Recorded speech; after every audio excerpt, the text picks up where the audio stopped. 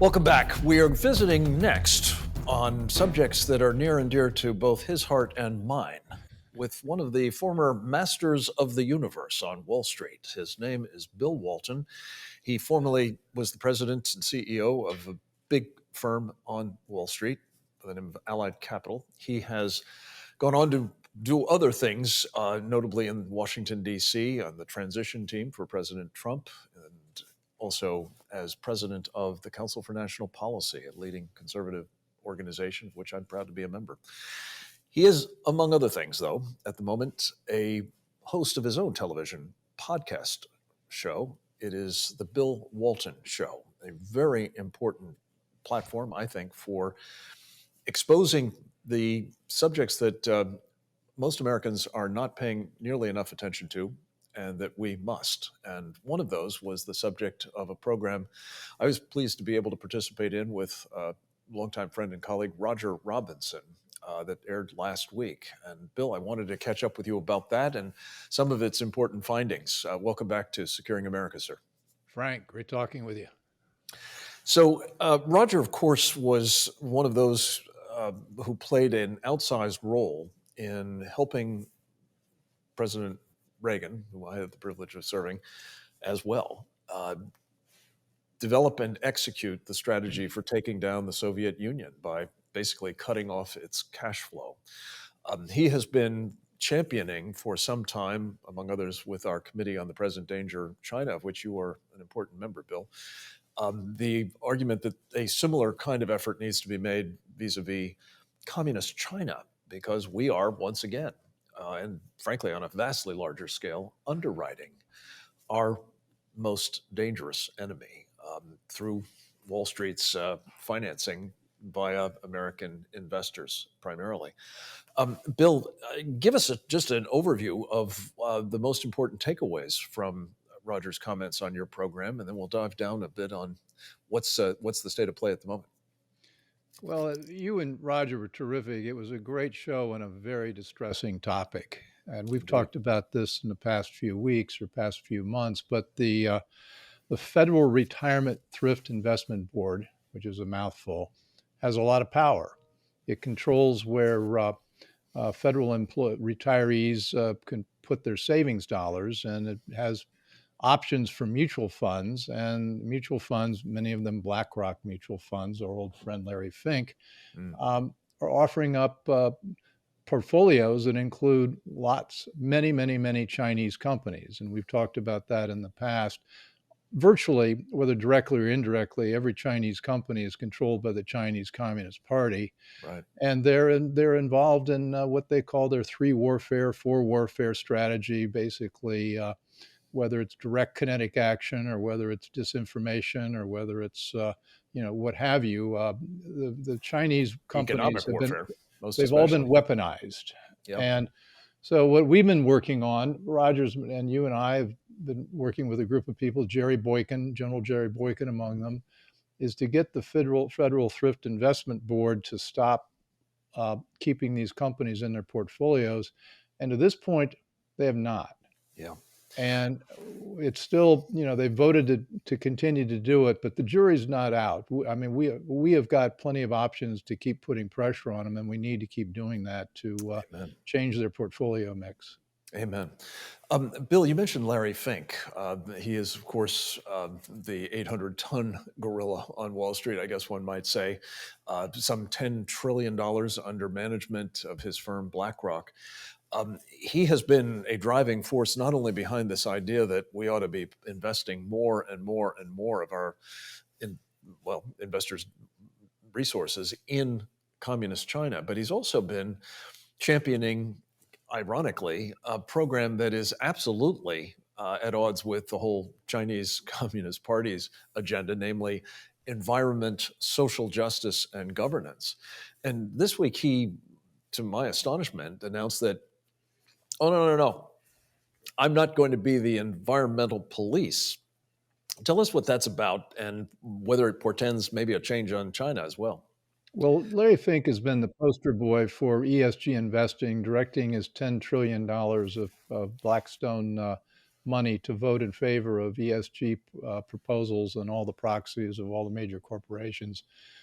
Uh, BlackRock, State Street, Vanguard, so forth, they control about 35% of the equity of publicly traded companies. And so they have a lot of clout. Um, Larry had been very public about this, sent very imperious letters to CEOs of all the public companies saying they've got to toe the line with ESG and with diversity, equity, and inclusion programs. And what we've done, and you've been a big part of it, and a lot of us, is we've begun to single out Larry as the poster boy and applying a little bit of the Saul Alinsky tactics, which is personalizing the issue, making it about a person. And we've made it about Larry. And evidently, Larry doesn't like that, because at his meeting last week with his investor shareholders, his annual meeting, uh, he walked it back. He said, well, we're not really doing this. And the only reason we want to do it is because we've got this enormous outcry from all our investors to ask us to get into this type investing. Well, last time I checked, there's not a big hue and cry. There's not a big demand for this type of investing. And so Larry's trying to put it off on market forces, that he's not really the main actor. It remains to be seen. He remains committed to carbon. Carbon. I can't remember the exact title for what he's got. There are so many of them; they keep changing. Yeah. But anyway, I think it's displacing carbon as a source of fuel. He wants to shut down fossil fuels. I mean, exactly. That's the game. Right. So he's still all in favor of that, but he does not necessarily want to be the face of it, because that's been a very hot place for him. Yeah. So it's a limited victory. Not least, it's Bill, a I think it's fair victory, to say, but I don't think a strategic one. Not least because I think it's fair to say he's doing an awful lot of damage to shareholder value in this campaign, and trying to force all these companies to conform to his program. No, I come from the old school of capitalism. I think it's based on voluntary change among market actors, where people are trying to maximize their resources, their talents, to get the highest possible return, commensurate with the law and morality. That's capitalism, and it's worked very well, bringing billions of people out of poverty, which is something Larry ought to be for. But now we've muddled this whole thing up with CRT and ESG and DEI, and you name the acronym. It's all these things to be social capitalism, which is really a very murky waters. You can't measure it. Now, if I'm a CEO of a big company and you tell me, well, gee, we really care about social justice, we don't care about your profits. Well, that's great. Let's tie my bonus to social justice and not so much returns. And you look at a company like Coca-Cola, is my understanding, while they've been marching in the social justice parade, their profits have been plummeting. And it'll be interesting to see how this plays out with the board and investors, to see whether they couldn't get back to selling Coca-Cola or water, or whatever it is they're selling, and being less involved in Georgia politics. Shareholder capitalism rather than stakeholder capitalism, I think, is the bottom line. Bill, let me ask you about one other piece of this.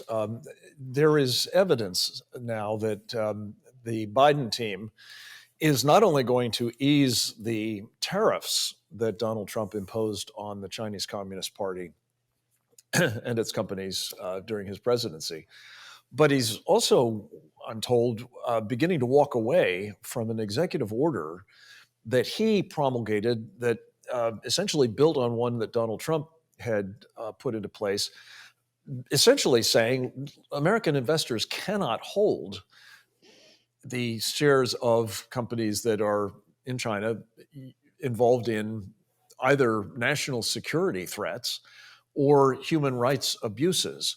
All of this coming at a time when, as we've been talking about, Bill, there's some real reason for concern that the Chinese Communist Party is becoming more and more set on going to war with Taiwan, for sure, perhaps with other of our friends and allies, and certainly our interests in the Pacific, maybe even with us. And I wonder whether, given everything that you've said, is this a time for the president to be suggesting that more money ought to be plowed into China. Larry Fink's agenda, of course, the Chinese Communist Party's agenda. And if he does do this, are we likely to see just further, well, underwriting of the threat we're facing from China, perhaps even fueling their war machine? Well, the answer screams at you. The answer is no.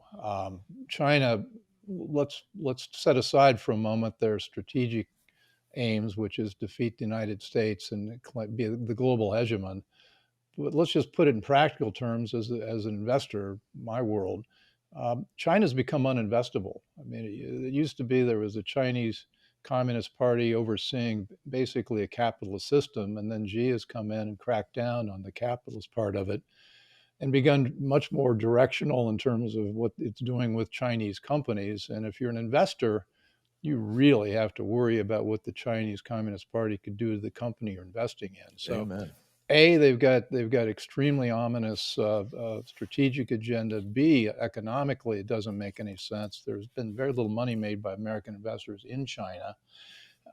So there's that. Then there's the utter pliancy of their compliance of the Biden administration. There was a moment last month where we had some hope. They had a State Department website which somehow removed language that said we do not support Taiwan independence. Well, the Chinese the Chinese reacted to that very badly. Very badly. Bill, we have to leave it at that. I'm afraid we are hard out of time. This is a topic to which we will They return put with it you. back on the and others. website, Frank. Last week it was back on the website. Back on the website, and we're out of time. I'll talk with you again soon. We'll be right back with more.